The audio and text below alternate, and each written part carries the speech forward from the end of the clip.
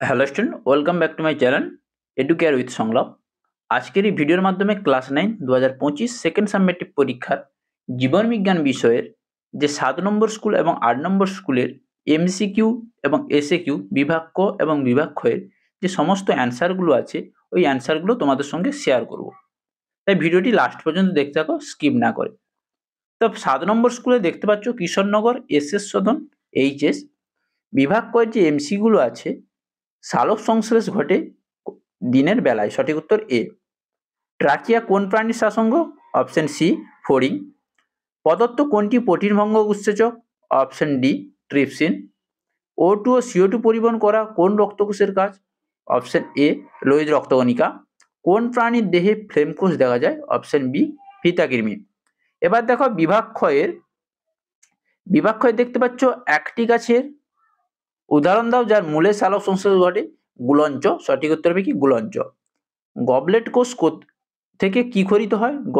Goblet কোষ থেকে খরিত হয় মিউকাস বা সেলেসমা। অতিরিক্ত শ্বাসরন্ধ্রযুক্ত একটি প্রাণীর নাম লেখো। ব্যাং। এবার দেখো শূন্যস্থান পূরণ।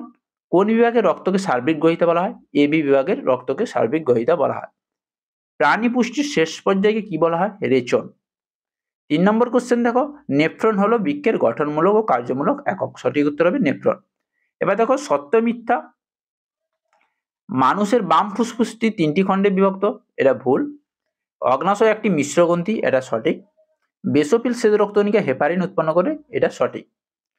এবার দেখো বাম স্তম্ভ এবং ডান স্তম্ভ। অর্ধবেদ্যপর্দা হবে অভিস্রবণ। Option D. Glycolysis option A EMP পথ। গোলকৃমি অপশন বি অন্তঃপরজীবী। হৃৎপিণ্ডের প্রসারণ অপশন সি ডায়াস্টল। এই ছিল 7 নম্বর স্কুলের সমস্ত এমসিকিউ এবং এসএকিউর অ্যান্সার। এবার দেখো 8 নম্বর স্কুলের অ্যান্সারগুলো দেখো।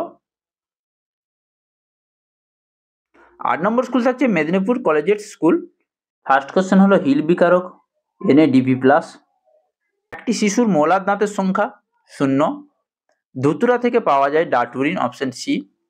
প্রান্তীয় শোষণে এক অণু NADH+H+ থেকে এটিপি উৎপন্ন হয় 3টি। Option C. হেপাটিক পোর্টাল সংবহন যে দুটি অঙ্গের মধ্যে অবস্থিত তা হলো ক্ষুদ্রান্ত এবং যকৃৎ। এবার দেখো বিভাগ ক্ষয়ের অ্যান্সারগুলো দেখো। হিমোলিম্ফ প্লাজমা ও হেমোসাইট নামক রক্তকোষ নিয়ে গঠিত। সঠিক উত্তর হবে কি হেমোসাইট। গুল্ম ও বৃক্ষ উদ্ভিদের বায়বীয় অংশের ত্বকে যে ছোট ছিদ্রের মধ্যে গ্যাসীয় আদান প্রদান ঘটে তাকে কি তা হলো পত্ররন্ধ্র। পিত্তাশয় থেকে নির্গত নালীর নাম হবে পিত্তনালীও লিখতে পারো তোমরা, সিস্টিক নালীও লিখতে পারো। এবার দেখো সত্য মিথ্যা। মানব দেহের সব অস্থিসন্ধিতে সাইনোভিয়াল তরল থাকে। এটা ভুল। হৃৎপিণ্ডের অলিন্দ ও নিলয়ের সংকোচন একই সঙ্গে ঘটে। এটা ভুল। ট্যানিন হলো কার্বনযুক্ত রেচন পদার্থ। এটা সঠিক। এবার দেখো কেলভিন চক্রকে C3 চক্র বলে কেন? কেলভিন চক্রকে C3 চক্র বলে কেন দেওয়া আছে দেখো। কেলভিন চক্রকে C3 চক্র বলার কারণ এই চক্রের প্রথম স্থিতিশীল পণ্যটি হলো একটি 3 কার্বন যৌগ যা ফসফোগ্লিসারিক অ্যাসিড। এই যৌগের প্রথম কার্বন পরমাণু থাকার কারণে এই চক্রটিকে আমরা কি বলবো? C3 চক্র বা কেলভিন চক্র হয়েছে। এবার দেখো ADH এর সম্পূর্ণ নাম লেখো। Antidiuretic hormone. কাঁকড়া বিছের শাসঙ্গের নাম কি? বুকগিল দেওয়া আছে। লিপিড বিভাগের সঙ্গে সম্পর্কিত ধমনী গাত্রের একটি সমস্যার নাম উল্লেখ করো।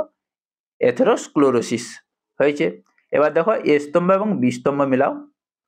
পত্ররন্ধ্র অপশন সি রক্ষীকোষ। নিম্নমুখী পরিবহন অপশন এ ফ্লোয়েম। নেফ্রনের ইউ আকৃতি অংশ অপশন বি হেনরির লুপ। তাহলে বোঝা গেল 7 নম্বর এবং 8 নম্বর স্কুলের সমস্ত বিভাগ ক এবং বিভাগ খ অ্যান্সারগুলো।